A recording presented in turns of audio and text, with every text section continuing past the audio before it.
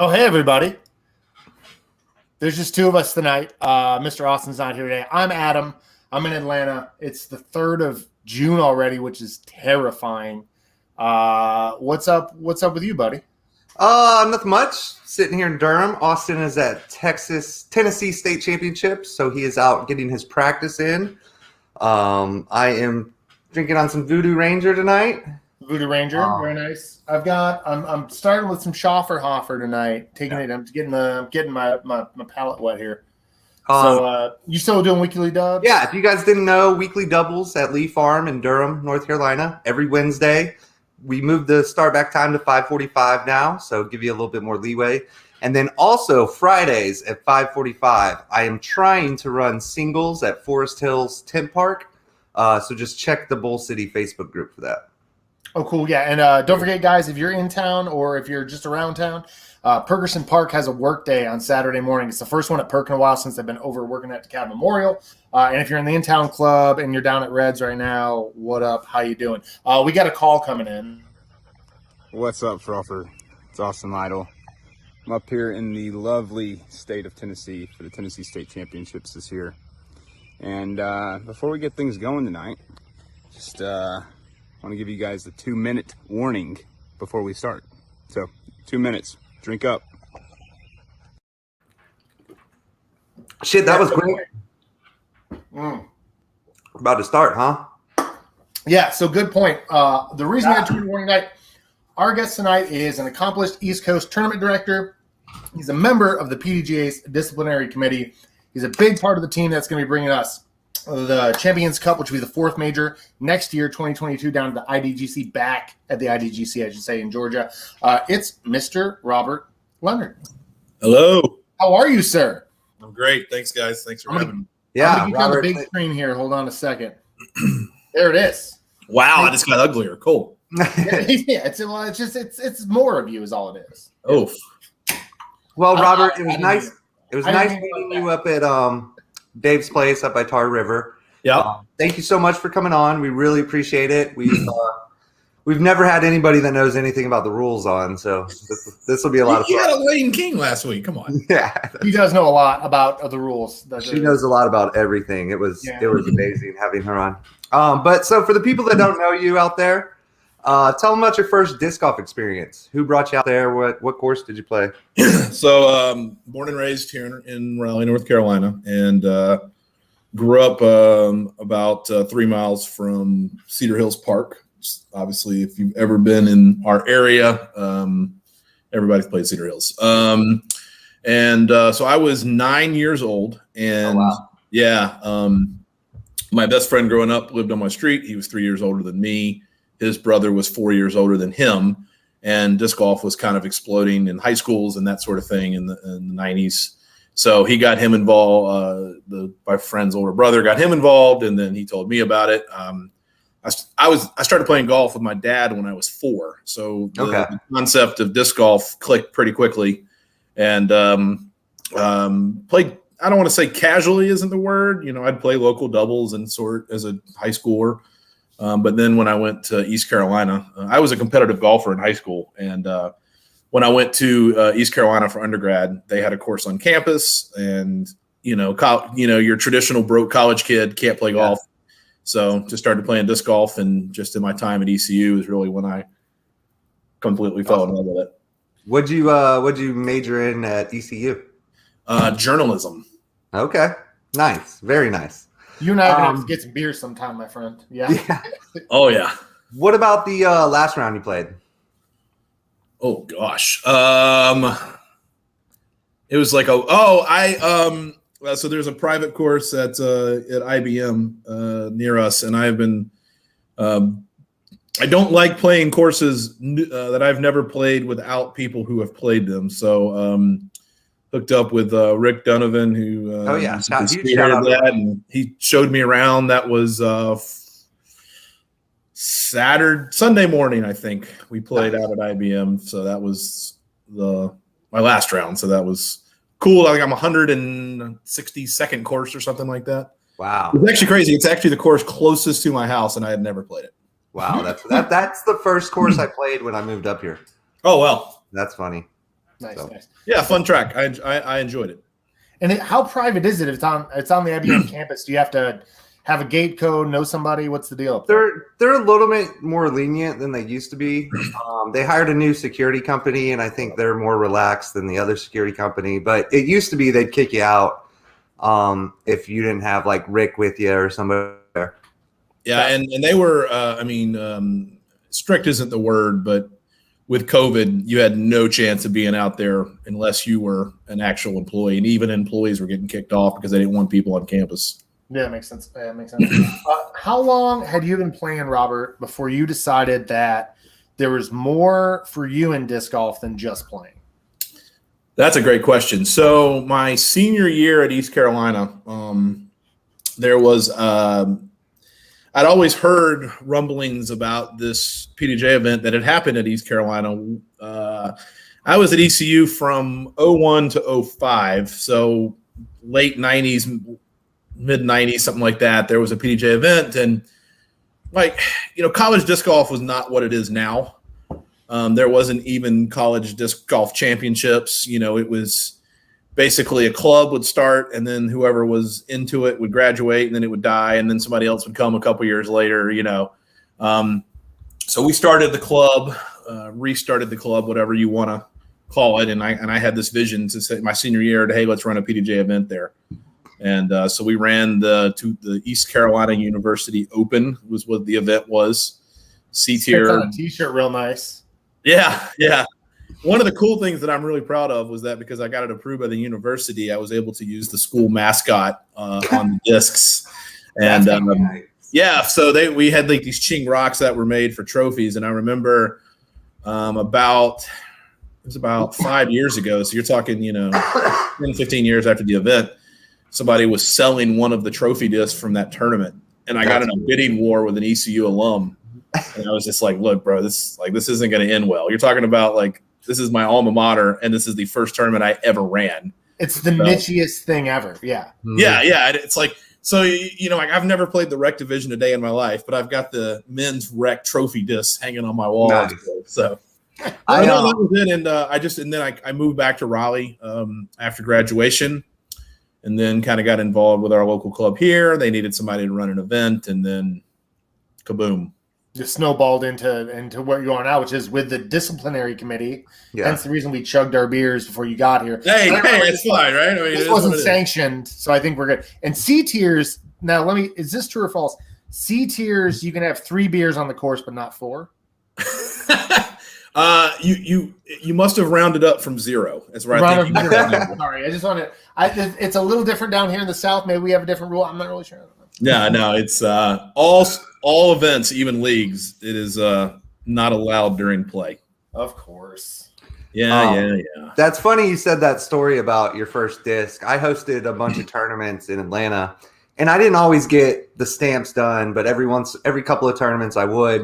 And I actually found one at the Durham Play It Again. And I was like, oh, well, I have to buy that, I guess. Wow. It was, I thought that was hilarious. I mean, it's not that far, but the tournament was 4 years ago, and it was like an air 7 hours away or something. Yeah.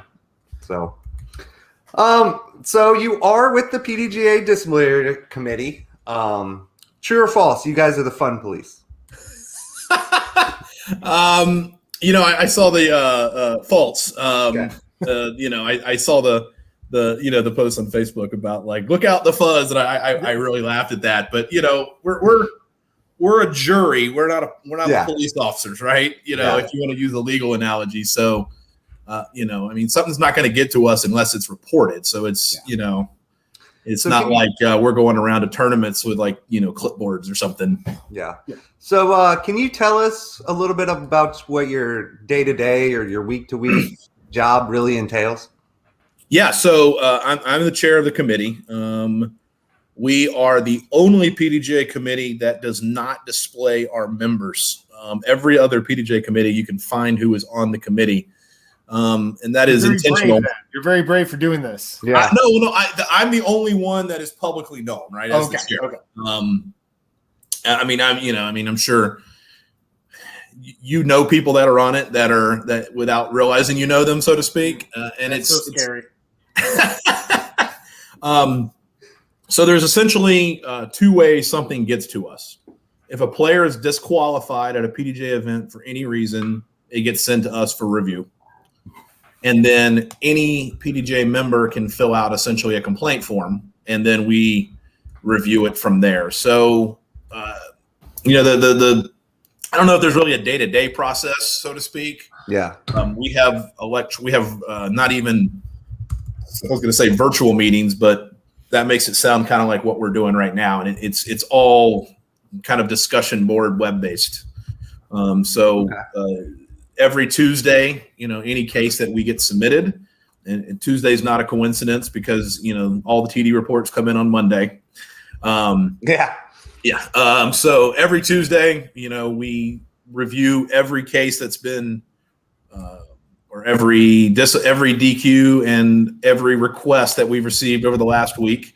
And we essentially have an initial vote based on the very limited information that we have. Basically, is this something worth reviewing? Yes or no? How many of these per Tuesday are you doing? 2, a dozen, 50? No, not a dozen. A busy week is probably 3 or 4. Okay.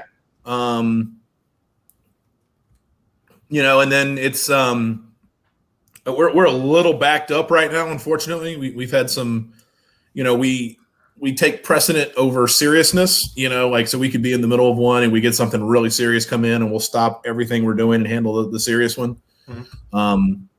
So then the committee basically reviews whether we think we should, basically, is this something that appears to be worth reviewing? Yeah. And then we contact the disqualified person or the accused or whatever term you want to use. And basically, yeah, right. You know, just email them and just say, you know, a big plug here. So we use the official email address that the person has registered to the PDGA with, right? Okay. And that is intentional because, I mean, I could go on right now and create frolfermagazine14@gmail.com, right? Oh, yeah. You know what I mean? Twitter's so back up on blue check marks. I'm screwed. I can't. Right. So, you know, it's the data that the members are providing that we're contacting them through that. Yeah. And basically we just say like, hey, you know, this is what we were told, you know, it was reported that this happened at this event. And then there are 5 designations of issues, A, B, C, or D, or E. We basically say like, this is a class, whatever.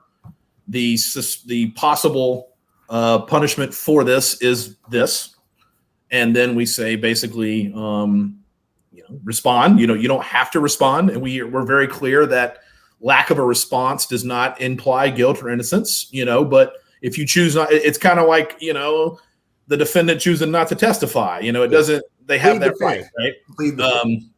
And then, you know, we talk to almost always the tournament director, you know, any witnesses that were provided. Sometimes the accused will say, well, I don't think that happened. You talk to my buddy John over here. We'll talk to John.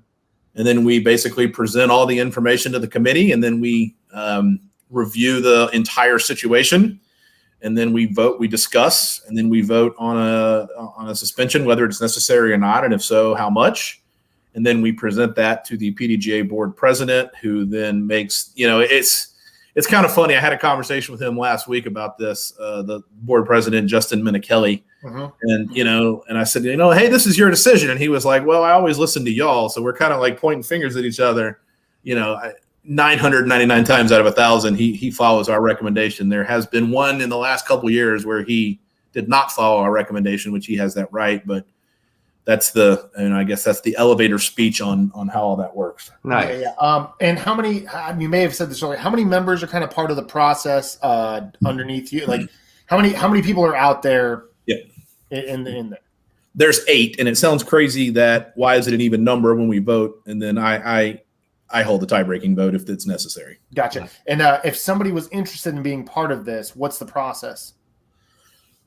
Well, we are full. I mean, we added a couple of people about a year or 2 ago, and there was like a public PDGA announcement of, you know, if you're interested in this, you can apply. And it was a very basic application-based process. You just shot an email to the committee, explained why you know, like a basic resume or overview, and then we selected like 6 or 7 finalists, and kind of I did like the most informal, ridiculous interview you've ever heard, and just it wasn't so much.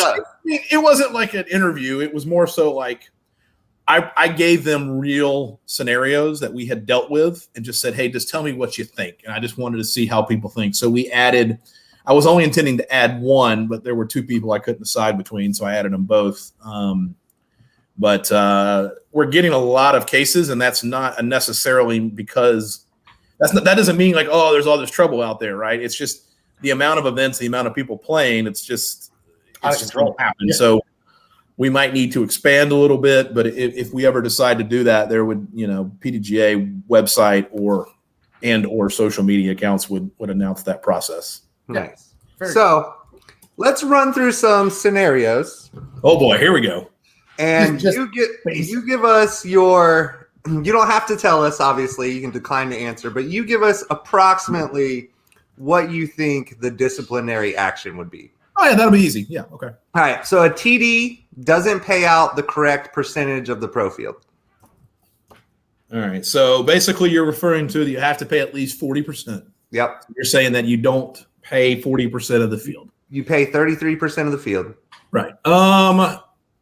In my opinion, that would not be something our committee would review. Okay. Because that is not an action that really violates any sort of discipline-related issues. Okay. So we do get those kinds of questions, comments, concerns, complaints, and we usually, we say, hey, we can't deny your right to file a claim here, right? But we usually forward those to Andrew Sweeten, the tour manager, who basically is in charge of all the tournament directors. And then we also encourage that person to submit event feedback. Because event people kind of laugh at event feedback. Oh, what does it do, right? But they keep if you ever submit a request to host an A tier or above, they will go back and review that tournament director's feedback from the past as part of that decision process. Nice. All right, so we have the responsibility then is on the TD as the person who didn't pay out. Is it a civil issue at this point? I don't even know if it would be civil. Because if you're, in that situation, I'm not defending that at all. No, of course, ridiculous. That's not what I'm saying. You're only talking about 7% of the field, so are you going to sue somebody over $70? No, it's going to cost you more to file it, right? Correct. So, that's something where I would refer them to the events manager, and if it got to the point where where there's a lot of things like this that one single time it is what it is, right? Yeah. But we do have a Class C penalty, which is a pattern or practice of continuously not following the rules. So if this continued to happen over and over and over and over and over, then we might cross into a Class C. But it would have to happen a lot, I would say, because that's much more of a tournament director, PDGA issue. This one might be sort of the same thing. An XC tier obviously doesn't follow all the rules of the PDGA. What if somebody runs a tier or a B tier that should have been an XC tier? I think that's kind of the same kind of thing where, if you're not, because not paying out 40% and not giving out strokes for out of bounds or whatever the weird X criteria, it's really kind of under that same umbrella. That's what I same answer. Yeah. All right, so some juicy ones. Here we go. A player is caught drinking and is kicked out. Yeah, it's a pretty straightforward Class D offense. So Class D offenses are for drunks, illegal drug use, alcohol use during play. That's a pretty straightforward Class D. Class D is a standard 6-month probationary period. And all of our offenses have a freedom to increase or decrease punishment based on aggravating or mitigating factors. So is the probationary period just where you can increase or decrease, or is there some other kind of thing going on during your probationary period? Probation is just a slap on the wrist. Really, you can play. You can it's a sheet in the file. Basically, right. But then. If you have something happen again while you're on probation, then that becomes an aggravating factor on the new case. Right. Right. So like an example of drinking during an event, a mitigating versus an aggravating factor, right?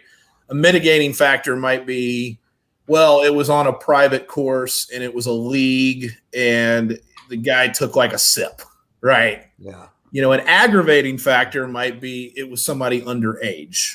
Oh, Or walks it up to the was- TD in his face and cracks. Right. Or when the TD disqualifies the player cusses them out, or they have to physically restrain them or something like that, right? That's when you're crossing into an aggravating factor, but that's a pretty straightforward Class D offense for sure. What percentage of your overall workload are Class D offenses?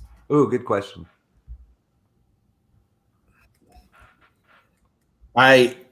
Either I lost y'all or y'all lost me. No, I was saying what percentage of your overall caseload would be Class D offenses?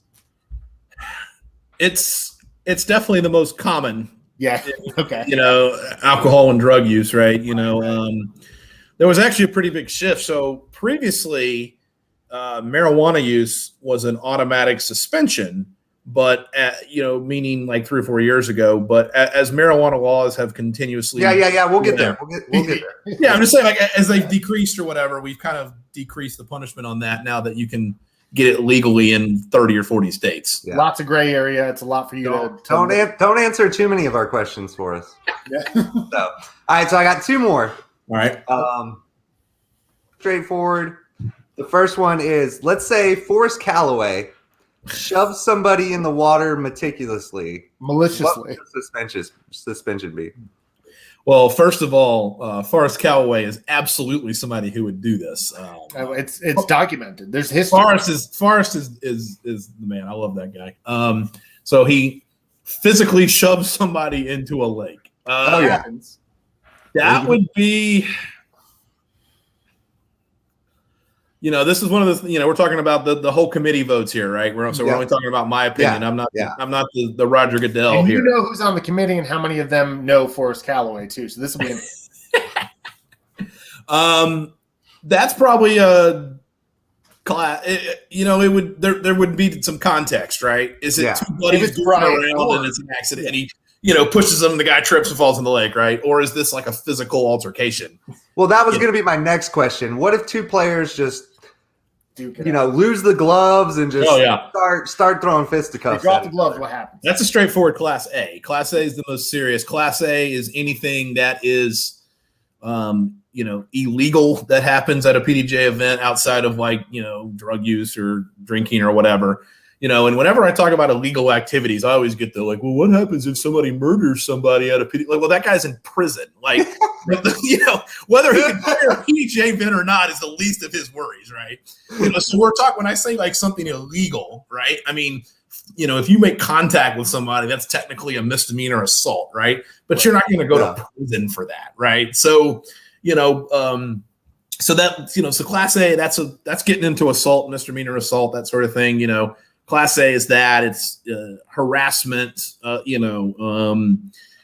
threats, that sort of thing. So I think we would have to understand the context of kind of what happened, but that sounds like a Class A, which is a 24-month suspension. The same kind of logic of mitigating or aggravating based on what happened. And that 24 months, that'll put you at your prime if you're full. I want to go ahead and answer couple of Marcus's questions. Oh yeah, you had a couple of questions coming in. From the chat. Marcus, we're just having fun. Robert has expressed that he does not speak for the whole community. The PDGA does review payouts in the TD payout app when you file your TD report. So you can't really if you submit a report that doesn't pay out everybody, you're going to have huge red lines on it. Yeah, I am not trying to say that's a good thing. That's not. That has nothing to do with And also another thing, like you said again, if this happened more than once or twice, 3 times, then that TD Big Dog would probably say you don't need a TD for a while. I will say this. I can speak for Big Dog there. Yeah, we have had, and I can't get into specifics or names here, but we have had tournaments through COVID, tournament directors who, when 12, 13 months ago when everything just went bonkers, that had events scheduled and had 100 and something people registered, right? And the PDGA came out with an alternative procedure that basically said you can either refund people or you can give them player packs of there. Because I mean, imagine if you're a tournament director and you just bought 10 grand worth of stuff. Like, what are you going to do with it? Your dining room table just covered in towels. Right.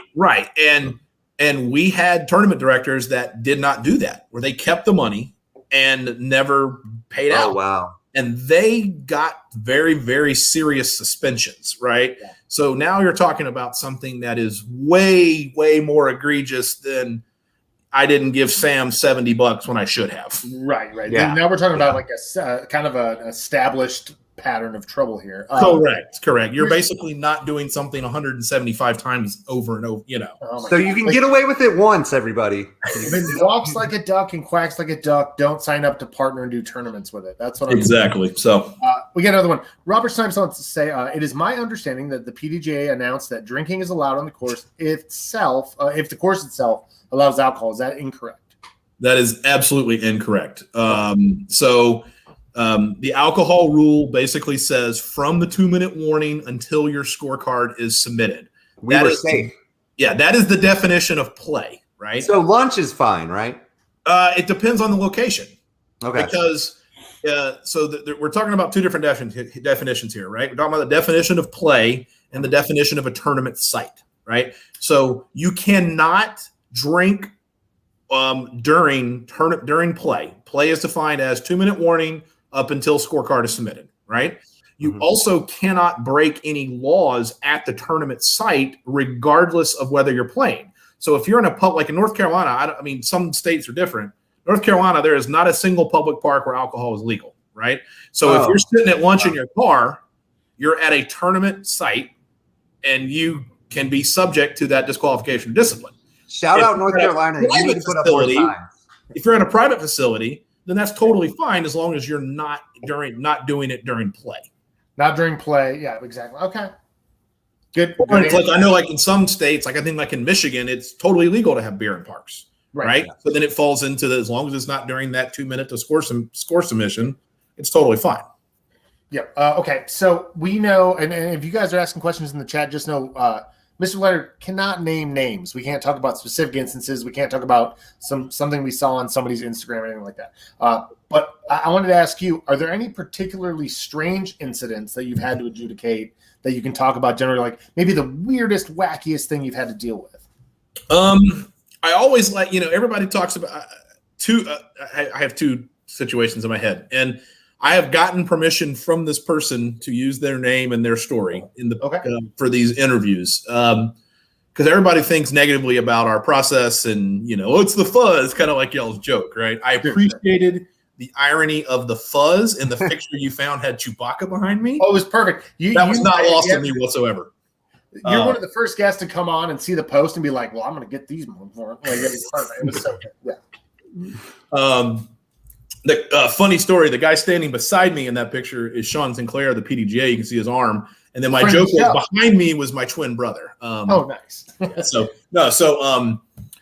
Very prominent name you're going to recognize.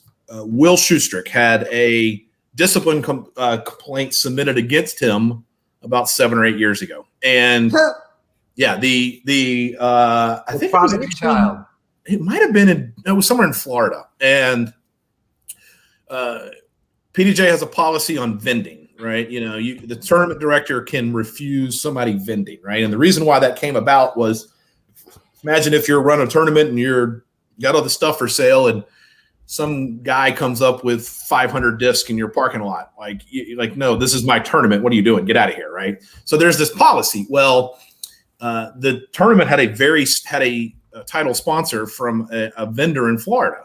And they were very clear, like, there is no car vending, no pop your trunk stuff this week. It's not happening. No Gorilla cotton candy stands. And right after the event, the tournament director saw Will with a bunch of players going through disc and like exchanging the discs and everything. And the tournament director filed a complaint against Will and said, like, we had a very strict vending policy. This is out of control. Well, we found out that actually what had happened was the people that were there were members of Team Prodigy, and Will was giving them discs, not selling them. This is their allotment.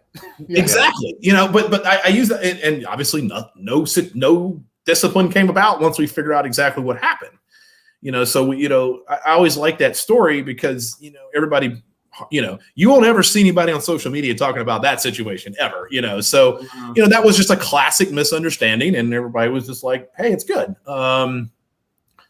Probably the craziest situation I've ever seen was we had a player. So if you were not a PDGA member, and there's a difference. I wanted to get into this too. If a rec player just shoots 950 every time he plays. Yeah, I'll get into that. So if there's a difference between a PDGA member and somebody who's not a current member.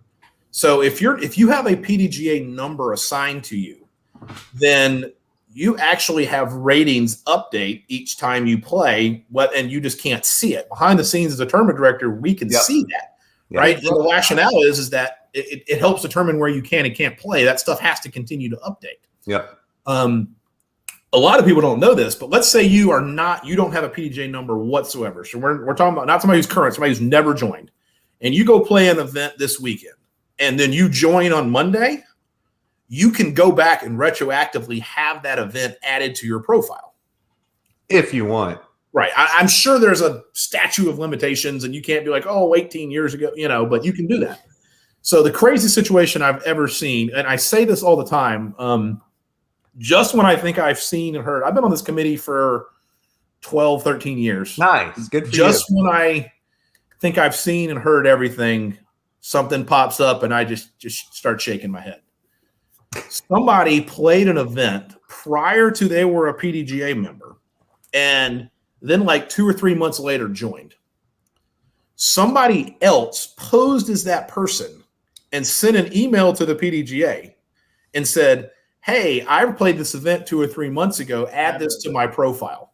So this guy's trying to get this guy's burned them. I mean, that was, I guess the idea was like a ratings hit thing. I mean, that was this is where it gets even crazier. So my initial thought was like, okay, that guy shot like 950 or something and his rating's 890, and this guy doesn't want to lose to him because he's not a rec, right? Yeah. The guy shot below his rating at the event that was submitted. Like it just didn't. Nothing.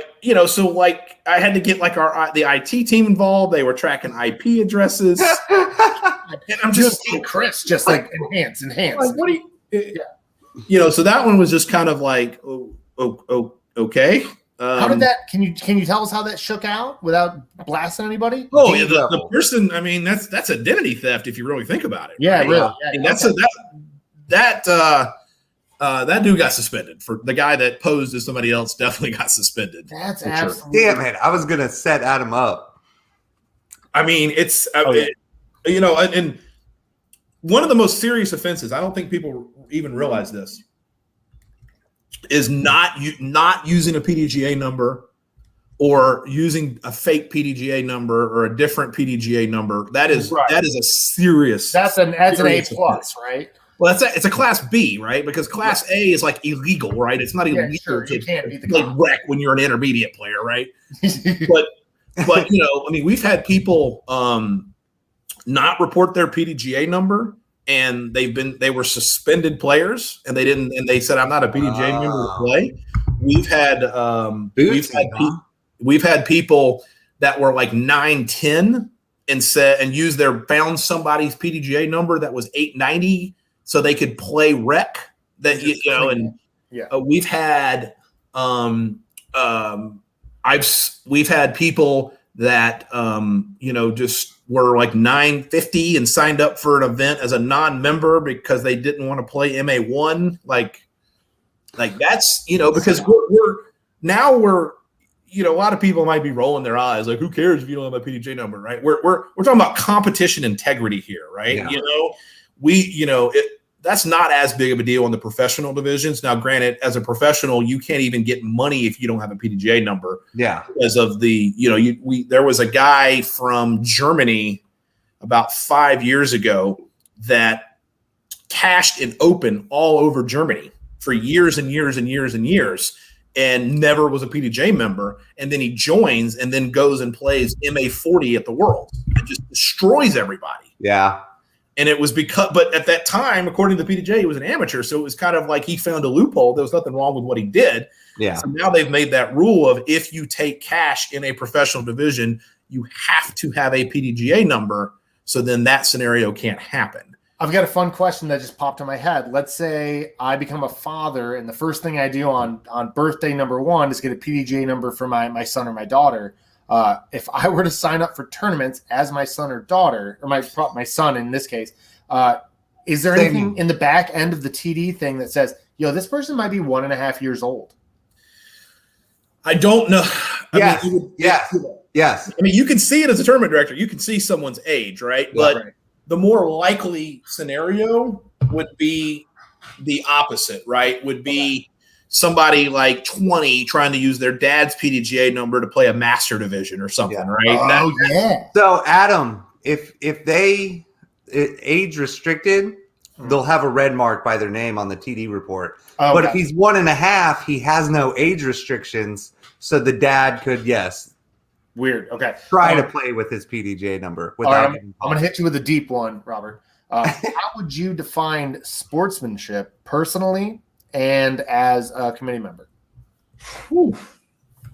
For me as a player, right? I think one of the things that I think is really crucial in sportsmanship is just kind of knowing when to not say something to somebody and when is needed to say something, right? Is when somebody's having a really bad round, you just need to understand that sometimes the best thing to do is just leave them alone and not say anything. And then there's other people where, that it's good to say like, hey bro, let's get it going. Let's go. You know what I mean? So yeah. I think just recognizing those situations, I'm a very talkative person. I'm a very talkative player when I play. I enjoy those conversations, but I try to take pride in like when somebody is just not playing well, like just leave them the hell alone, right? Yeah. So I think sportsmanship is, integrity and things like that. I actually was talking with the PDGA today. I don't know if this isn't like something I can't talk about. Sure. But Ricky Wysocki actually self-reported a scorecard penalty this past weekend at Dewa. Wow, really? Good job, Ricky. Good on And it cost him like 5 spots and all kind of money and everything. That's a Frolfcenter exclusive. That is, and can I ask you something, Robert? As a kid who started playing golf as a child, and I did as well. The honor system, it's a gentleman's game. That's very tight, and so it makes sense you're at the disciplinary committee, but also like Rick reporting the scorecard. I would be driving down the road going, I gotta report that fucking scorecard. What was the penalty? Well, so what happened was what happened? Yeah. The commentators, let's just preface this. I don't watch disc golf. Sure. You see it. I've been playing for close to 30 years now, and I basically work in disc golf. I mean, if you really think about all the stuff that I do, it's basically a job. So the last thing I want to do is watch disc golf. So I didn't see this this is all secondhand. He made a 4 on a hole, and the commentators even said something about making a 4, and then the little graphic popped up on the live and said it was a 3, and then UDisc Online had a 3, and then Ricky submitted his scorecard as a 3, and of course social media is blowing up, and then he went back and looked at his official scorecard and saw he submitted a 3, and then went back and thought about it and was like, no, I definitely 4'd that hole. So he calls the TD. And, if an event has already been completed, then that's not an issue. You can't go back and retroactively do that, but the event had not been completed, even though the round had. So he self-reported that, and then he got, the standard correct score +2. So those 3 strokes brought them down. So, I mean, that's the kind of stuff that's sportsmanship. That's integrity. That's the stuff that. Yeah, that's awesome. That's the legend of. I'm sure if we can clip that and put it on our Frother magazine headline, like Ricky calls himself out. Yeah, inside sources at the PDGA. Yeah. So, and then from the sportsmanship, from the discipline side, to me, does the spirit of the game show up in some of these arguments? Oh, absolutely. And I mean, the one thing that drives me crazy is just when someone's lying to me. Yeah, I mean, I've had conversations with people was like, okay, so here's what I need to understand is why are these, so first of all, why are 7 people who don't know I'm talking to all 7 of them all have verbatim the same story? Yeah. And you're the one that has the different story. So I need you to explain 2 things to me. First of all, why are these 7 people able to come up with the complete same story? And why do these 7 people, why are they trying to screw you over? So we even. So what did you do to them? Right. And we even consider cooperation with an investigation a mitigating factor. Right. I mean, we're human. We all make mistakes. And this is Frisbee still. This is right. Just I mean, Frisbee. we're freaking playing disc golf. Right. Yeah. I mean, unless you're one of the top 50 players in the world, this is just fun. Right. So, and to me, it's just about, and to me that the, kind of admitting the wrong and admitting the error is very in line with what Ricky did, right? I mean, that's not going to be, that's what you do. Hey, I screwed up. This is what happened.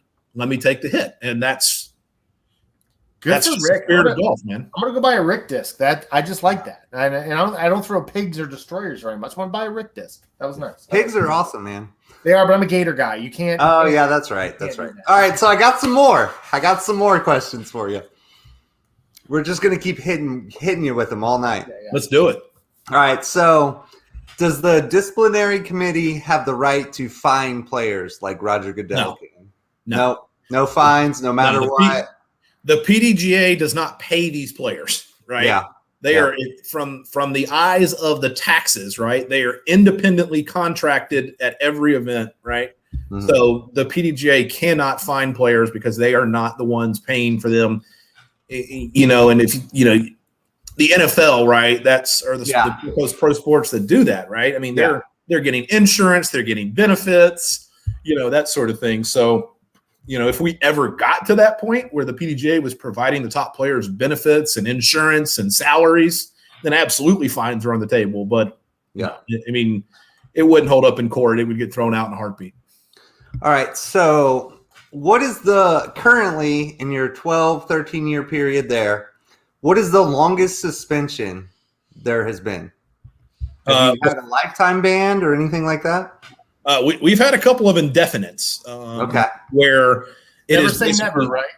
Yeah. We've had some indefinites where it was basically like you are suspended forever until you do X and Y, right?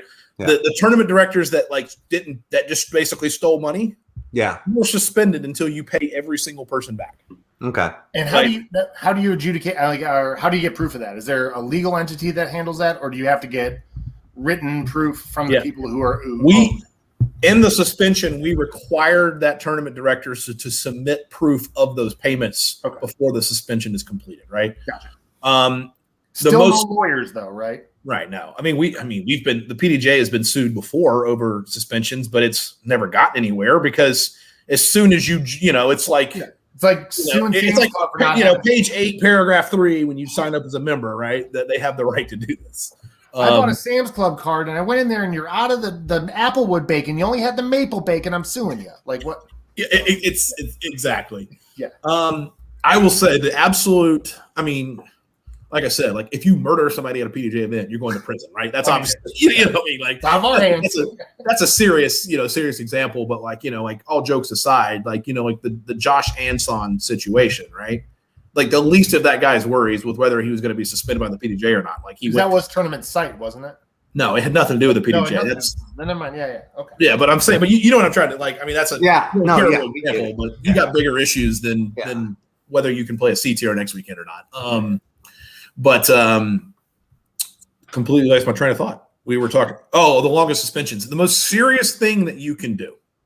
There it is be currently suspended and then keep playing.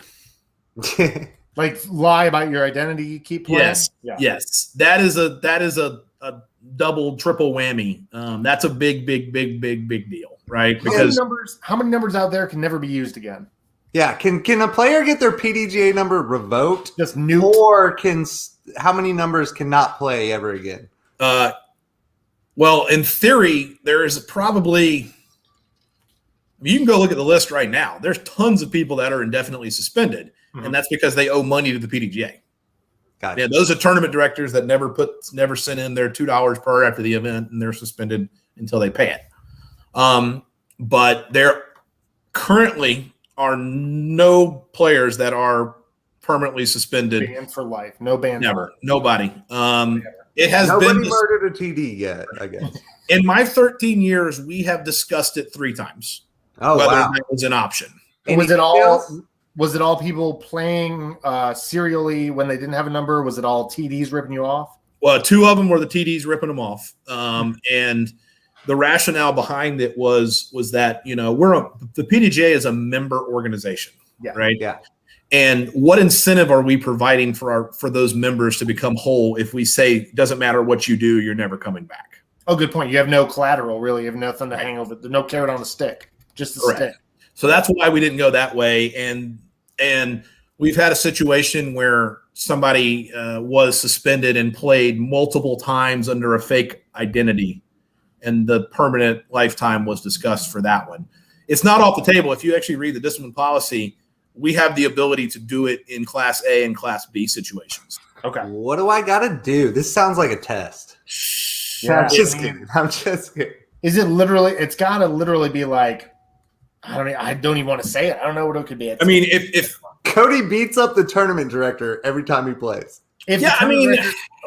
Situations where I would consider revoking a membership. Yeah. I mean, it would have to be, obviously, my head was thinking like a sexual assault or something, but I said, you're getting into easy. when you get to stuff that is prison time, then it's. But you're not allowed in a public park if you do that. Right. I would think that if there was a sexual assault or something like that, where you're going to get out of prison at some point at a PDGA event, right? That would be a no-brainer. But you're a sexual offender at that point, so you get arrested. Right, and that's the thing is that most of these crazy what-if scenarios, like you can't even. Like you're not allowed to go to the park. It doesn't even matter at that point. Right? Yeah, exactly. Again, like you're here to make sure that the park and the PDGA have done what they need to do to create a safe event. Right? I mean, I'm sure if you pulled a gun on a tournament director or something ridiculous, right? And to my knowledge, that's never happened. So yeah, we've had some players physically assault tournament directors. Sure. Forrest pushed me in the water. That's where it came from. No, Forrest pushes everyone in the water. It's like a whole thing in Atlanta. I don't know.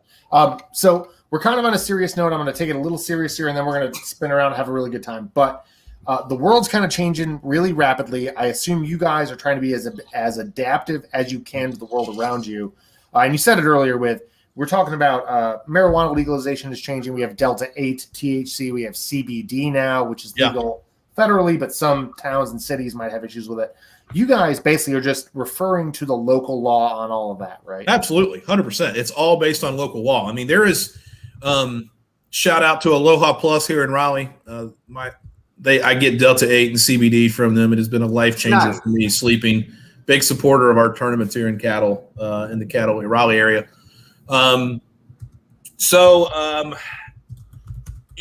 There is not a place in the United States where you can use marijuana in a area without a permit. There's even the loosest marijuana laws in the country are like Colorado, Nevada, right? Even in those places, you can't just, I was joking. I went to Vegas a couple years ago, and we went to a store that had THC store. And I was like, well, what's the laws here about use? And they're like, well, it's totally recreational, but you can't do it in hotel rooms. You can't do it outside. And I'm like, so if I'm a guest of Vegas, like, what do I, it just didn't make any sense. So, so there's not a place, even in Vegas, Colorado, or whatever, that you can do it in a open area, right? Every state, even medically, you cannot do it in an open area. Okay. There is not a scenario where you can use it legally, right? Alcohol is a little trickier because there are so many scenarios you can do it legally where you're at, but then that's when it crosses into play. But there is not a spot in the United States, even as laws are loosening. And then if it gets to the point where those laws continue to decrease and to get more of an alcohol where it's fine to do it, then it's going to cross into the during play rule as well. Sure. And that's going to be the same for edibles. That's going to be the same for all that Yep. stuff, obviously. Yep. But I mean, with edibles, obviously, this is going to be a self-reporting Ricky Wasaki issue. Well, like you, I mean, like, is it a gummy bear or is it you're not going to know, you know? Right. So You have no idea. Is he just dropping it's shit? like, I mean, do people play with beer and Nalgene's? Of course. Yeah, of Right. course. But That's why you get the dark-colored Nalgene's, dummies. So, sorry. I've got to ask too, and this might be a medical committee question, but I wanted to ask you anyway. Has the disciplinary committee received complaints, founded or unfounded, or any sort of guff about the transgender policy? Because I know every state in the nation now seems to be adjudicating this in their own way. Is that something where a potential complaint from someone who maybe is insensitive to the issue, would it go to you guys or would it go to the medical committee? we have had one reported case of somebody who did not follow the transgender policy that competed in a female division. Okay. So that crosses in. This was 5 or 6 years ago. Oh, wow. We didn't have classes at that time. Yeah. Mike Sullivan on the PDGA board and I worked on completely revamping the policy a couple years ago, much more toward a move toward transparency. We really didn't change anything procedurally or in practice. We just made it public and published it. So that would have been like a class B, right? You're competing in a division you're not eligible to compete in, right? Which is competition integrity. It's not illegal, right? But that one, what we ended up, so that person was in the midst of their transition and identified as a female, but they just had not met the medical requirements and they had not done enough hormone therapy and that sort of thing. Everything was on the up and up. It just right. So we considered that a mitigating factor, right? This isn't somebody who just puts on a wig and says, "Oh, I'm going to play women's today." Like, you read social media comments and you just roll your eye, stuff like that, right? But if somebody did that, then that would be a class B with aggravating factors. Yeah, that'd be a B plus. Yeah. Yes. Let's hope that never happens. It's a tricky situation, and whenever somebody kind of gets into the transgender policy and, all of our opinions as members matter and we should be voicing our opinions to the PDGA. But in reality, it's the policy is what it is. And as long as it's equally applied to every player, then it is what it is. And you have input on the policy in that committee from folks who are transgender themselves, right? I mean, that committee is well established. One of the PDGA board members is transgender. Correct. Yeah. So I mean, this is not people regulating other people who maybe don't know what's going on. This is a very well-informed. You have a transgender on the PDGA board, and then Elaine is obviously very involved with the medical committee and the women's committee. So there is plenty of representation of those scenarios on the highest level for sure. So I think people don't give the PDGA enough credit for being on the front foot with this because I think they're not. It's very easy to say it's a frisbee golf sport and they're sitting back and going, well, this makes sense, but no, they're in there. I mean, we're following the Olympic standard, and I don't know what else the PDGA, like, regardless of whether you think the Olympic standard is good or bad, I don't know what else a sports organization should do other than follow the Olympic standard. I think we're getting all the right input, so that's good. And so what about state laws versus? You got to go with the state laws. Again, I can ask the medical committee about this, but are we following state? Once we get to this point where it looks like by the end of the year we might get to this point, are we going by state laws or are we going to continue the PDGA standard of the Olympic? Like Connecticut, for example, is trying to pass a restrictive law. Are you guys going to recognize restrictive law or do things as the PDGA standard request? I got no idea on that. I mean, okay, cool. That's me. That's not me avoiding the question. That's true. No, that's way above your pay grade. So my pay is zero. So everything is above my pay grade. All right, well, we'll make it a little easier. I'm sorry. I had a joke. I actually forgot to upload a document onto the committee a couple weeks ago, and I was like, well, guess I'm getting a pay cut. Pay cut. You got to give them $5 for emails. Yeah. So I think we already covered this because you've answered a lot of our questions before we've asked them, which is. I think that's just good writing on our part. I don't know. It's not like we talked about this beforehand either. No, zero. Yeah. We had a 90-second AV test that lasted 4 minutes. So yeah. Is there any issues that the PDGA committee ever gets involved off course or online, social online media? abuse? Is there anything a player can do to get on the PDGA's radar, not in an event? No, I personally don't agree with this, by the way. So I mean, every action has to happen at a PDGA event, right? We actually just had a very, very serious situation with very serious. So I could just do like cocaine right now, and the PDGA wouldn't care. No, but not even that. But online, I mean, I'm not going to do that. Is that like you could go on right now on your Facebook page and drop the N-word, use homophobic slurs, anything you wanted to say. You could go on and say Joe Biden is a terrorist and he's going to destroy the country.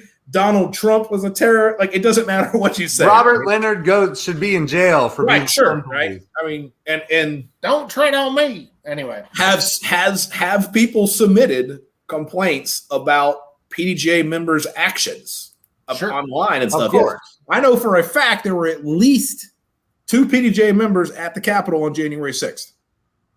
And that is not because they submitted complaints about it. I just know these people. So what?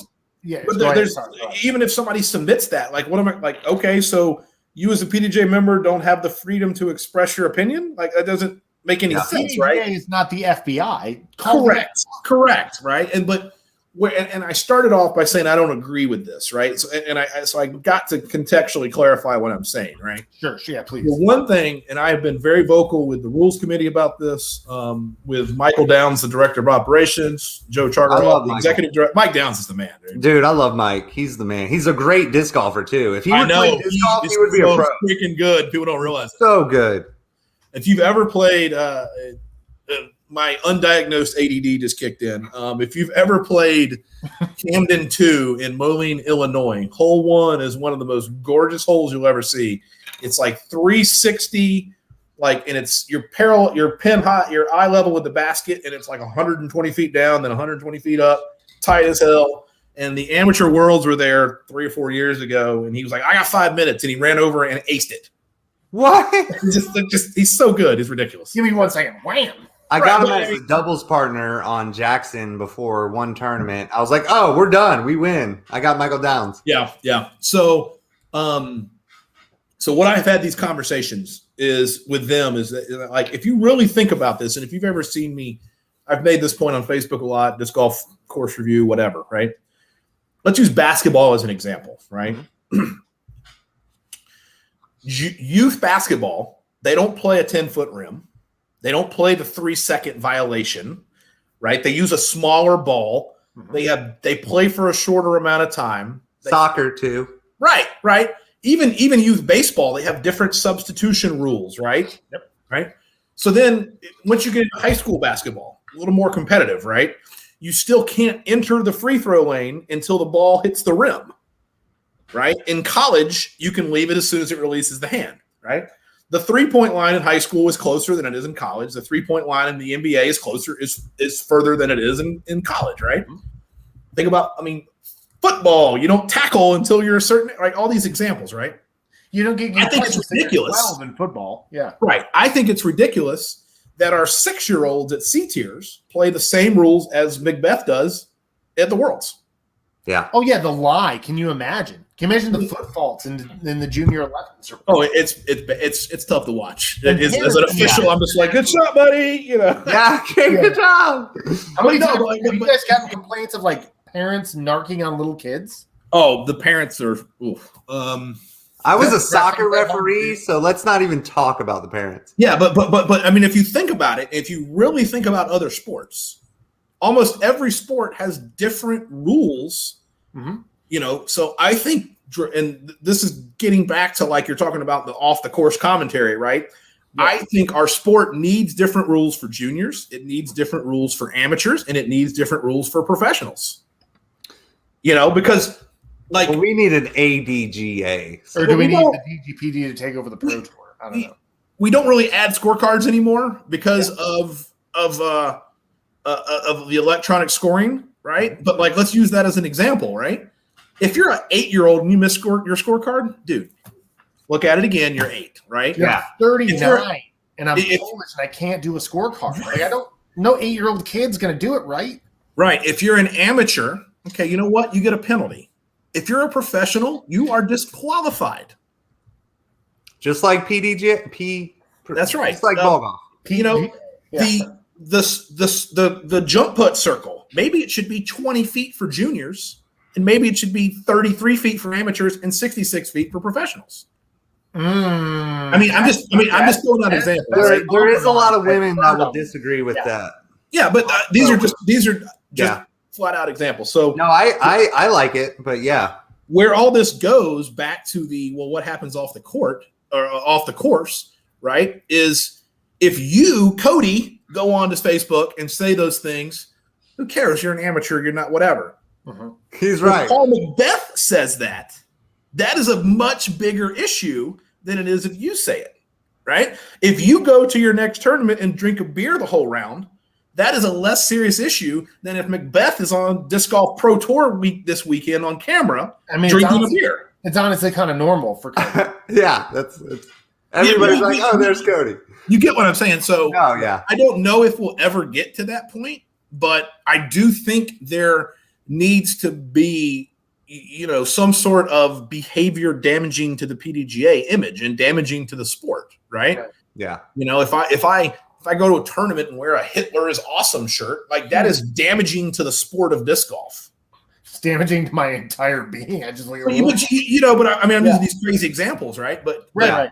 I think that's a shift that's needed. I don't know if everybody fully agrees with that, but to me, it's got to start with the basic rules and shifting the rules of, and really labeling, juniors and amateurs and professionals. I think this all derives back to the same answer that we've had week after week, different background person, that there needs to be a professional disc golf organization and there needs to be an amateur disc golf organization.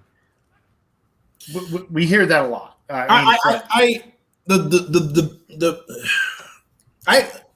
don't agree, but I understand it is what I'm trying to say. First of all, the sport's not big enough, so let's just start there. It's big. It's big to us. We're like, oh my God, there's 80,000 people this year playing frisbees for money. That's still only 80,000 people. That's not the 9 million baseball players in Massachusetts, right? The thing that I see and hear a lot is, this is what seems like the most natural progression. You'll see this comment a lot. The PDGA should not be running pro events. Let the Disc Golf Pro Tour run pro events, right? Is this a split that the GGPT is fomenting? I feel like they're really trying to rip pros away. No, you don't think so? No. So the Disc Golf Pro Tour is under zero obligation to sanction their events. Correct. Yeah. They are choosing to sanction their events, right? If they wanted to run events like they are left and right now and not sanction them, the PDGA is going to be like, okay, cool, right? Have a good time. Right. Yeah. But they need you. They need the discipline committee. They need everything. Yeah, they don't have that. It's true. They don't have that. They can run all these events, and I would argue potentially even be more profitable because you're not paying all these PDGA fees and PDGA sanctioning, yada, yada, yada, right?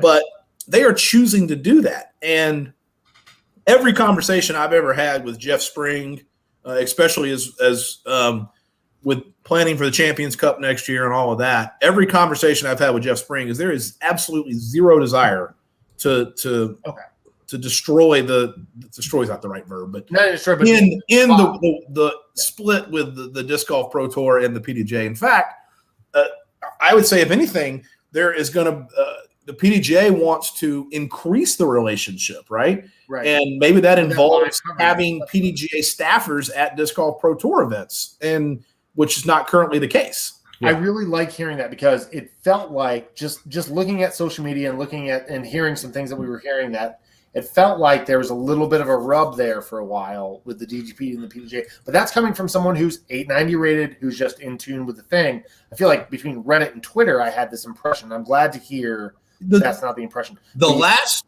board meeting I was physically present for. When I left, Jeff Spring was coming in. Oh, hell So yeah. Okay. There's fantastic. good relationships there for sure. I love to hear that. I'm glad because it kind of went against a little just murmurs, and maybe I overthink anyway. But you brought it up, and it's just as if you're reading our script, which you're not reading. I swear to God, we say this every week. No. I want to know everything there is to know about the Champions Cup next year because we're going to majors back to Georgia. I'm in Georgia. Cody's in Raleigh. The South Durham. is Whoa. Durham. Cody's in Durham. Durham. Durham. That's how Atlanta I am. I don't know the difference. Well, that's because your entire life you've referred to us as Raleigh Durham. Like it's ridiculous.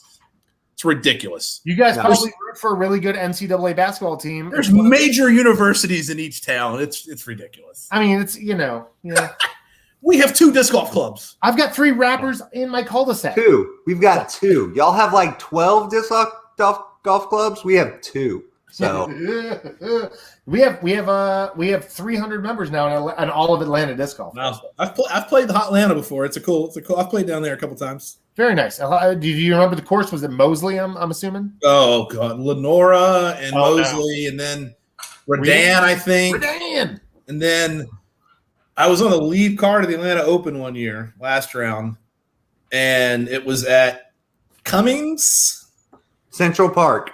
Yes, in Cummings. Yeah, we played East Roswell, which was hard as crap, and then we played the super crazy layout at Central Park. Hell yeah. Anyway, so tell us about the Champions Cup. Tell us why it's important. Tell us what you're doing with it. Yeah, so I'm the tournament director. It is a PDGA major, just the MPO and the FPO division. Ironically, for the kind of the talk around professional majors lately, it is one course.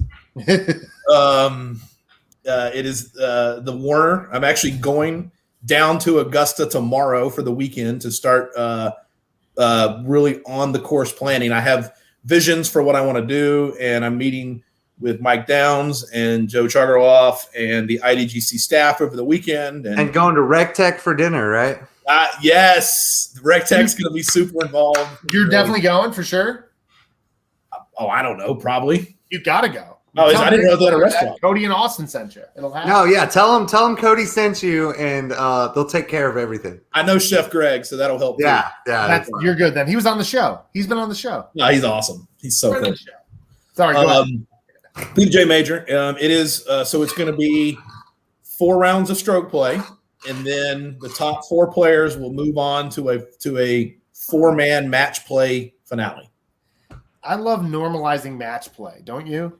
Yeah, there's been so much negative attention around the format, right? And it's because it's new. People don't like new. Right. And here's the thing, the 3 things I will always point out about match play, right? First of all, it is a PDGA approved format. Look in the rule book. It's not like they invented a rule for this tournament, right? It came from regular golf. We got it. Deal with it. Yeah. Secondly, the PGA Championship was match play for the first 60 years. And TV got pissed because they were tired of, you don't have Nicholas and Palmer every week. What happens if they lose in round 1? Imagine, I'm a massive golf fan, so I could name the most obscure golfers you could ever think of, right? What are you going to watch this weekend? Phil in, or Justin Thomas in 40th place, or Jason Kokrak versus I'm just trying to Will Zalatoris, right? DJ Singh. Yeah, I don't know. Right, it's money. Yeah. So the format has been, tried and true and tested, right? And thirdly, and I think most importantly, is that as a new major, right? I felt the feel was that we kind of needed to do something a little different to make it stand out and be a little different, right? Mm-hmm. If it's going to rotate, I think if it was at one place every single year, then maybe you stick to a traditional format. But it's, we also talked about Stableford scoring as a format. For those of you who don't know, Stableford is a risk-reward format. and instead of a birdie, instead of getting under par, you get a certain amount of points, and the goal is to get as many points as possible. Yeah. Well, the reason why it's such a cool risk-reward format is if you get a birdie, you get 3 points. If you get a par, you get 1 point, right? And normally the difference, if I get a birdie and you get a par, I beat you by 1. Well, in this format, I get 2, right? So, and then an eagle's 5, an albatross is 8. So it rewards aggressive play, and then the negative strokes are 1, all the way around, right? And the problem with that format is, once again, if you Warner is like the worst possible course on the earth for a format that rewards aggressive play, right? Yeah. I've said this many times in this process. I think Winthrop Gold would be one of the most incredible venues to host a Stableford event, because you've got the wide open to go for stuff, right? I always use hole 10 out there as an example, and if you're not familiar, you can hyzer to the left. It's a par 4. You can throw it like 100 feet, lay up to the OB, and then go across the OB. You can throw like a 250-foot hyzer to the left, or you can try to drive the green as a par 4. It's like a 460 to the pin. It's like 425 to clear the OB, right? All risk reward. Let's say you're a guy that I can pull that shot off 50% of the time, but if I get an eagle, I get 5 points, right? All of a sudden, that math changes. Yeah. Also, you're like, yo, Garrett, are you on my team, Garrett? Right. Yeah. Right. But so maybe that format is not going to work at Warner at all. Yeah. Then maybe next year it works perfectly at that course, and then year 3 it doesn't work at all. Like, match play is always going to work, no matter where you are. Have you talked to Peter Christ about setting up Stableford scoring in like the PDGA app or anything? No, we actually have I've talked to him. Was like, there's no way to do match play scoring on the PDGA. And also, UDisc doesn't do it either. So if you got there first. Well, UDisc, I believe, now has a match play. Yeah. You didn't get there first. Yeah. Peter, get on it. We've had him on too. We've had too many PDGA guys on. I know. You're the limit. You're the limit. So so that's going to be the format. Top 4 will advance. So it's not like if you're the date for the people at home. The date. April. I got to look at my calendar. It's the week after the Masters in Augusta, Georgia. Can't imagine oh my God, we priced hotels for the weekend. Woo! Beautiful. Oh boy. The event starts April 13th of 2022 and ends April 17th. Perfect. If you find yourself in Atlanta for the night and you need a place to stay, I've got a guest room. I'm 2 hours away. So beautiful. No, we'll be there, bro. We got the after party. Yeah, can we get some press credentials? Froffer Magazine after party. Talk to J-Mac. J-Mac and Ellie. He's the TD. You got the ability to give us press passes. We're in, right? I'm sure I can figure something out, right? That's a great answer. Right. I'm definitely not good enough to play, so. No. I think it's going to be a lot of fun. We've already – I'm not going to announce who because I need to do it the right way. Sure. We've already secured a very major title sponsor that is not a disc manufacturer, which I think is the eating future. Food at their place this weekend. No, it's not. It's not Red Hook.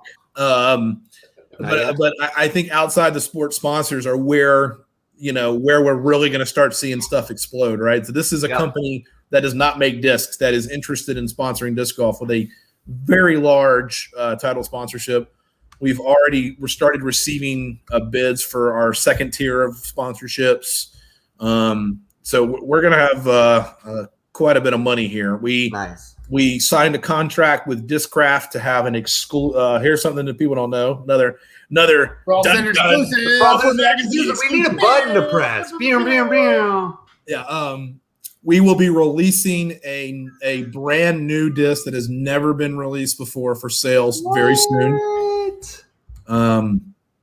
It's not a new disc. It's just a new combination of plastics and a very popular disc that will be available on the PDGA store. The discs have been ordered. They are making them now. But there will be a limited quantity of those on the PDGA online store. So keep your eyes open for that. We're stoked about that. I was getting some feedback there. Sorry. Oh, yeah. There we I was go. getting some feedback there. Yeah, so- I hear. No, I hear you're good. myself in- It sounds good now. I hear. But I'm hearing myself in one of y'all's I'm hearing microphones, myself in one of in one of y'all's computers. Sorry, bud. There we go. Perfect. Yeah. So, so that will be coming out soon. We're stoked about that. I think it's really cool because we were able to incorporate our sponsors logo and product in the disc. So we're like it's going to be really, really, really cool. So we're stoked about that. We had a viewer question. Are you related to Larry Leonard? So no is the answer. Larry Leonard might be the greatest disc golfer of all time that you've never heard of. Okay. The guy has easily over 100 PDGA wins. There was an article in Disc Golfer magazine in the mid-90s, and it said, and Climo was asked, "You're clearly the number one player in the sport. Who's number two?" And he said Larry Leonard. Okay. Larry is I'm reading y'all's chat. It's funny. Larry, so the reason why everybody assumes we're related is me and Larry are both from Raleigh. Me and Larry live about where I grew up and where he used to live were about 5 or 10 minutes apart. So we used to always see each other at Cedar Hills. And we obviously both play disc golf, and Larry's like 20 years older than me. So there was always the natural correlation there, but no relation whatsoever. Not my dad, not my uncle, did not your my dad brother. play disc golf? Didn't know? Not at all? No. Your family? My dad was a competitive, not a competitive golfer, really into golf. And he got me in. That's how I got into golf so young. And then my neighbor got me into disc golf. But no, zero relation to Larry Leonard. I very good friends with Larry, but no relationship. Okay, I've got a question. You only get 30 seconds to answer it. I'm going to start the watch now. Do you have any thoughts on the hockey season this year? Oh, go Canes! 30 seconds. Go. All right, so Colorado's probably going to win the Cup. Colorado's unstoppable. I thought Vegas was the second best team in the league, and they just dominated them 2-0. Canes are down 0-2. We're playing right now. It's still 0-0. I'm following it, but and you almost didn't come on the show because you had tickets. Oh, if the Hurricanes were playing in Raleigh tonight, 0% chance I'm on. Yeah. You told me this early. We knew this. Like that's why last week we're like we can't announce the guest because there's hockey shit going on. I'm the biggest hockey fan you might ever meet. Eight seconds. From the Stop South. in 8 seconds. What's going on? We got to score. One of our best centers is out. We can't score. We're a little cold right now, but we're down 0-2. Series isn't over. Okay, cool. Yeah, very, very good. That was amazing. I'm very glad that happened. So, Robert, If you think I talk a lot about disc golf, don't even ask me about hockey. One of my best friends in disc golf is Matt Hudnall, Tall Matt. Yeah, I know Tall Matt. Yeah, and Tall Matt throws one of your wraiths still. He has a white wraith from your all-white bag back when you were playing with Innova. And he still has a wraith that apparently he got from. What stamp was it? Was it a stock stamp or a tournament stamp? He might be in the chat right now, but I have no idea. Okay, yeah. Tall Matt was the first major I ever ran was the Tim Slinsky U.S. Masters, and Tall Matt was my starter. And he was a radio broad DJ. He's got that voice. Yeah. If you go back and watch the McFly videos of that, you'll hear him announcing the players' names. That's amazing. He was my number 2 for a distance contest. Fly so high. So yeah. Isn't he a Falcons fan? No, he's a Falcons fan. I'm a Panthers fan. I can't do it. I'm a Bills fan because I'm from Buffalo. Yeah, get the fuck out of here, Adam. It's your Bills. Cody, go ahead. Finish this. Hey, we're going to go to fun questions now. It's been fun questions time. Fun fact. I've been having a blast. Talking about Class B penalties. Come on, it can't get much more than this. Everyone loves Frolfcenter. I'm telling you. Justin. Fun fact of the night though is I own a pool company and I clean Tim Gleason's pool. Nice. Yeah, I know. My lifelong best friend lives right around the corner, so I know right off Six Forks. I know exactly where he lives. Yeah. Shh. Dude, don't tell we can't be telling everybody. Property records are public record. It would take you like 2 seconds to figure out. Father hockey people. Sorry. And he doesn't lock his gate if you ever want to go swimming in his pool. Stop it. Oh, okay, sorry. All right, so fun story about Tim Gleason. Tell how much of the man Tim Gleason is, right? like in 2010, 2011 in a game in Washington. He took a puck to the eye and like went off and like got his eye stitched closed and then scored the game winner. What? Really? Ask him I'm about about it. to text him right now. It was That's in hilarious. Washington. He had this massive, and he scored a breakaway goal. And he's a defenseman, and he was a defensive defenseman, so he didn't score. And it was a game in Washington. He had this massive black eye, and he scored the game winner. It was awesome. That's so amazing. Yep. All right, so what's a rule we need to add or get rid of? Well, I mean, my first thing would be the pro-am rule split that I talked about earlier, right? Yeah. I'm a big supporter of the circle needs to be circle 2 distance. There's no reason somebody should jump putt from 40 feet. Yeah. Fair enough. That would be my number one thing. And I think the 2 meter rule needs to be completely removed from even as an option from. Yeah. I mean, play. we're on the East Coast, and we never play it because you just can't. You can't. They play. So what I found out really, this was something that I had about an hour long call with the PDGA today. And I found out this was a really interesting rules situation that happened at De La Vega this past weekend, right? That's where I found out about the Ricky thing as well. Mm-hmm.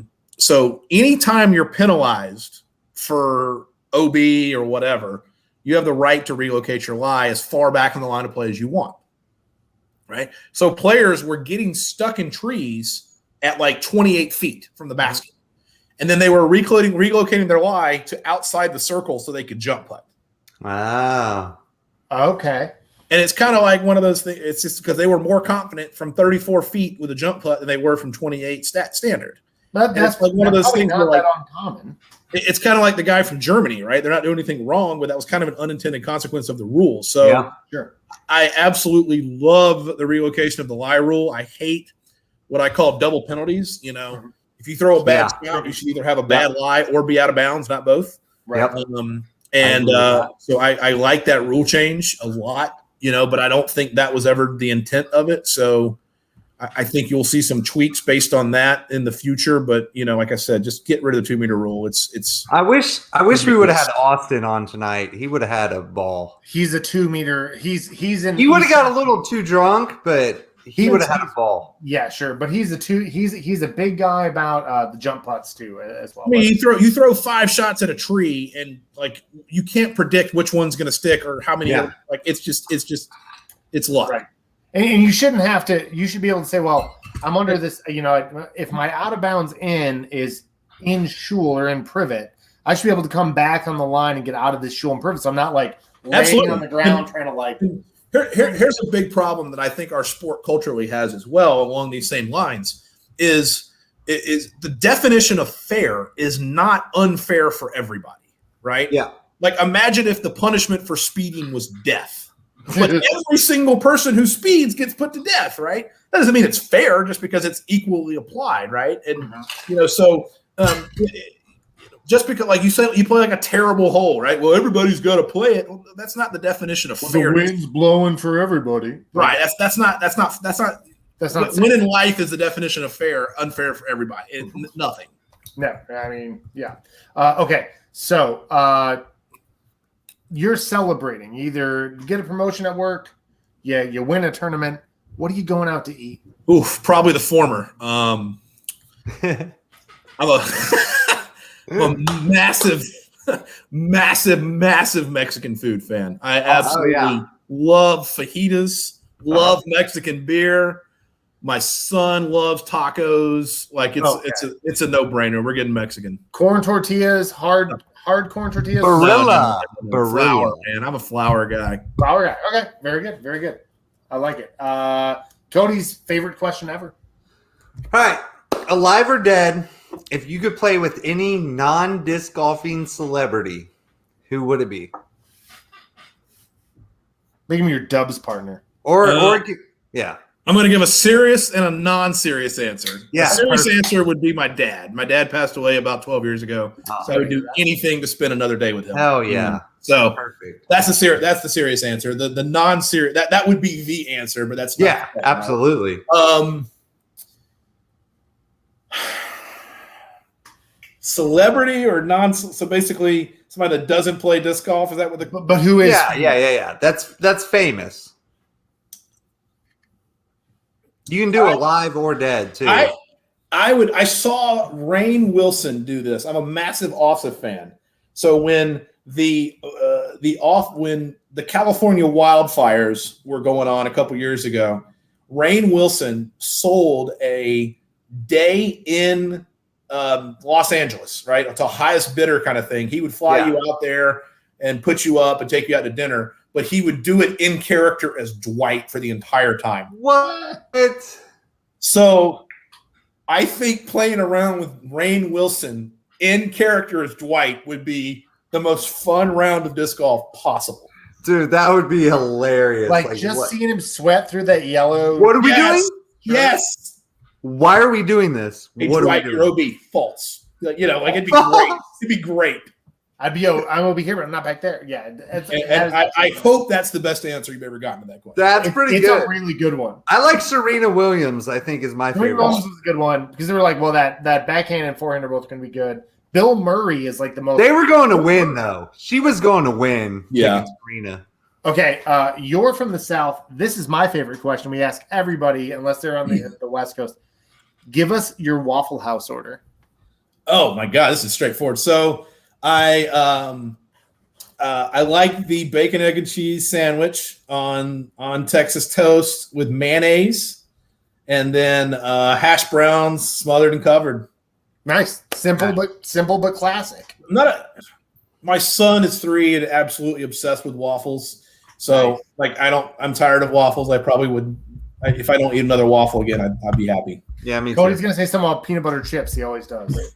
One of my favorite lines from The Office is when they're at a fancy hotel having dinner, and Erin orders a waffle, and they're like, "We don't have waffles." She's like, "But you're a hotel." It's like brilliant. Oh, that's amazing. Oh man. So Robert, if disc golf was never invented, didn't exist, what would you be doing with your life?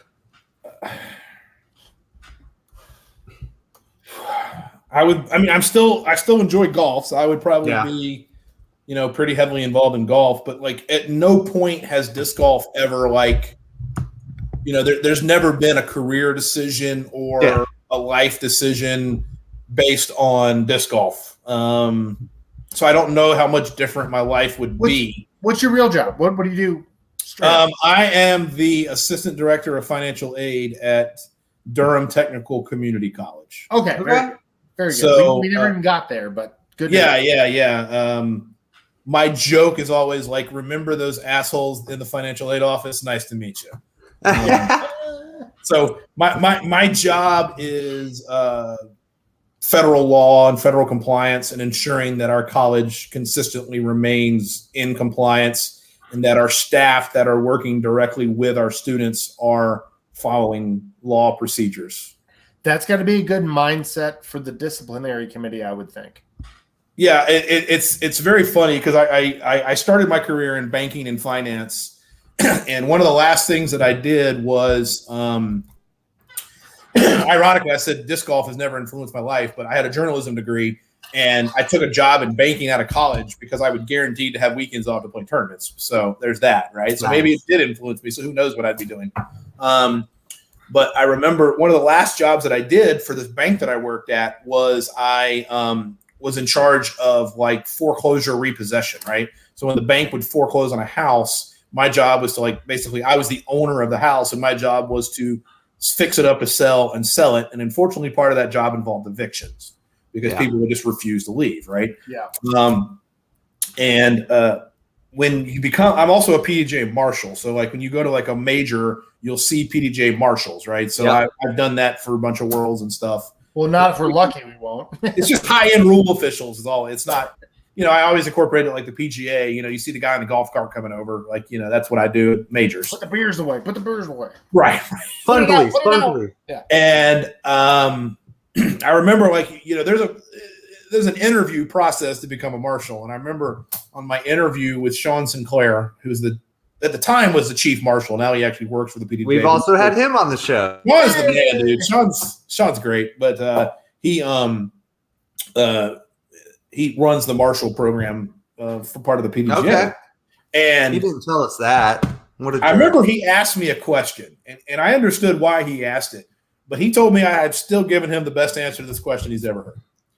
He said, so let's say that you're marshaling the pro finals of the worlds, and you got to make a tough call, and it costs somebody a world championship. How do you feel?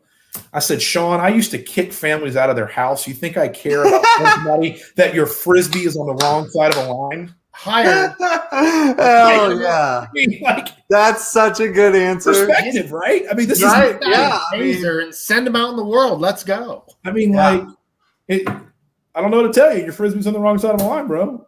I've kicked families of 5 kids out of their house. Like, I mean, nothing. So Nothing's gonna beat that. Nothing's gonna beat. Ugh. All right. Robert, thank you so much for coming on. It was very enlightening. You answered all our questions. This is one of my favorite interviews we've ever had. We'd love to have you back on. We could do like a segment every week and be like, this is how this player messed up this week. yeah, I used to when Steve Hill was with the PDGA, I used to do a rules segment on PDGA radio. So If you're bored, we're bored. I mean, if you guys ever run across a funky rule situation or a tournament situation, just message. Y'all know how to get in touch with me. And oh, yeah. all right. Send me a minute video. I can play it every week. Yeah. Yeah. It's fun.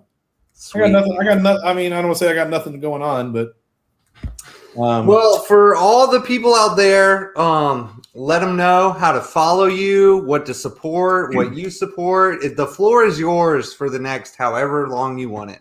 We're gonna give I got to get to the hockey game, so I don't know. It's 0-0, so we'll see how long this could go. So I'm sponsored by Fly Guy Disc Golf, Hannibal McGarity. Big shout out to Fly Guy. He sells basically every company possible. So any disc that you're looking for, Fly Guy Disc Golf is the place to go. I've already mentioned Aloha Plus here in Raleigh. They sell CBD products. I was in a really bad car wreck about almost 2 years ago, and I've got permanent damage in my non-throwing shoulder. So fortunately, I can play, but got some permanent damage from it. And their CBD products are a game changer. Can't stress enough the importance of natural alternatives instead of bunch of pharmaceuticals and stuff for things like that. Yep. Big shout out to Midtown Chiropractic here in Raleigh.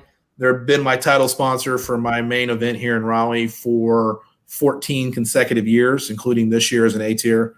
Doc Towers, if you're ever in the North Carolina area and your back's all messed up, especially as a disc golfer, I can't tell you how crucial it is if you're hurt as a disc golfer to go to a disc golf chiropractor, right? Hey, rollers hurt, but hyzers don't. Like, go tell your regular doctor that, and they're going to look at you like you're an idiot. So yeah, I mean, I can't stress enough, support the PDGA. The PDGA is not perfect. There's a lot of things that I personally don't agree with the PDGA and rules. I brought some of those up tonight. And it's okay not to agree. We're a member organization. Membership opinion matters, right? But there's places for that, and social media is not the place. You're never going to see me on social media complaining about something with the PDGA, and it's not because I'm this Mr. PDGA or Go PDGA kind of person. It's because it's just not the place. It's not the medium. Email the PDGA, submit event feedback. Those things matter. And especially with elections coming up, please vote in elections. We've never had more than about a 20% turnout. And, and when I hear some of the concerns that Paige Pierce raised a couple of weeks ago, well, those events are decided by the PDGA Board of Directors. And we got 3 PDGA Board of Director vacancies coming up. And we've got 8 or 9 people running for those slots. Read those candidate statements. Vote for the person that you think is for where disc golf needs to be and where it needs to go. There is no blanket or correct answer for where disc golf needs to be or where it needs to go, but your opinion matters. And voice that concern through contacting your state coordinator, contacting the PDGA, and most importantly, voting for the candidates that you feel best represent that opinion. Thank you very much, Robert. We're going to let you go, get back to the kids and everything, and the wife and everything. Thank you so much. Get back to the hockey. My kids and wife are at the beach. I'm going to have to go because I got to get up at like 5 in the morning and drive to Augusta, so it was We'll get to the perfect hockey timing. game. I'm going to you go so watch much. some hockey. See you, bud. Ooh, that was fun. Dude, that was so much fun. Yeah. Also, by the way, if you're looking at the PDGA board of director or the board elections, there are a lot of not Atlanta, but a lot of local folks. There's some Atlanta folks. Read through everybody's thing. I think the South has a place in disc golf in the future, in the not so far future. I think the South might run the culture of disc golf for a little while. It's our turn. So look at some of those Southern folks. Vote Southern if you like what they got to say. Yada yada. I don't know. I don't know why I'm yapping so much. Whatever. Next week. Oh yeah. Next week we have Paul Johnson from T-Box Media. He's a guy who does a lot of social media for some of the big pros. Cody, was it Ricky? He does a few others as well. Yeah, you'll find all about him next week. But he is he's a publicist basically. He's these new touring pros publicist, social media director. Disc golf all of a sudden needs publicists, and they all of a sudden need agents, and we're going to get on this ground floor of like the second economy of disc golf, basically. Yep. Anyway, we got to go, huh? You got to pee real bad, don't you? I can tell.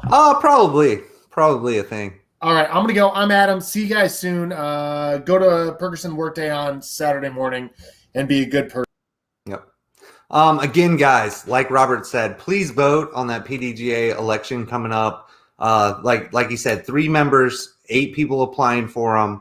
Read their stuff. It's all on PDGA.com. Read all about them. We've got some really old school people with a PDGA number that's before yours. We've got new members whose PDGA number might be twice or triple yours.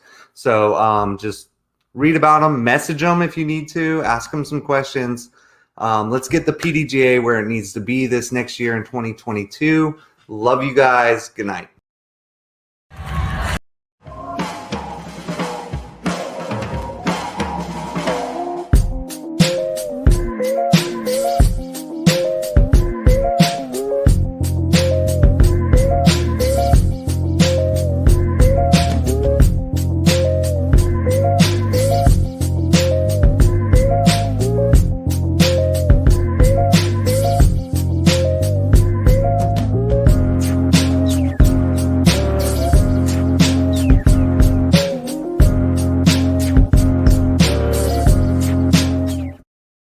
Shoppers, can I get a fucking oh yeah? Thank you.